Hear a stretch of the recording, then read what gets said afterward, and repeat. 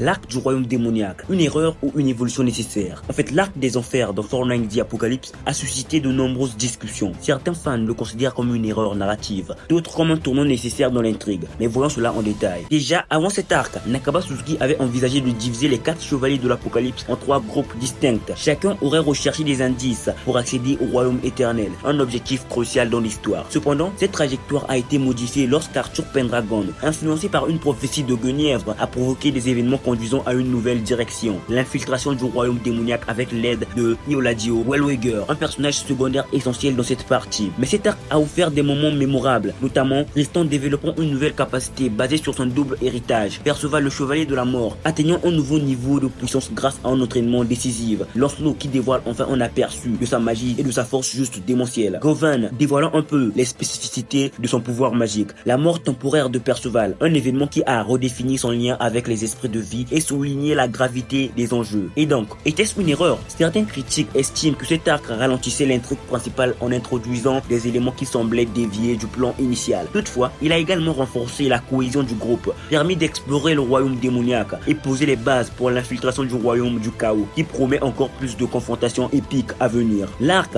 bien que controversé, a servi à développer les personnages tout en enrichissant l'univers avec de nouvelles interactions et alliances inattendues. Alors, était-ce vraiment une erreur ou plutôt une opportunité narrative audacieuse? Partagez vos réflexions dans les commentaires et restez connectés pour de nouvelles théories et analyses pour les prochaines batailles du royaume du chaos. Mais pour l'heure actuelle,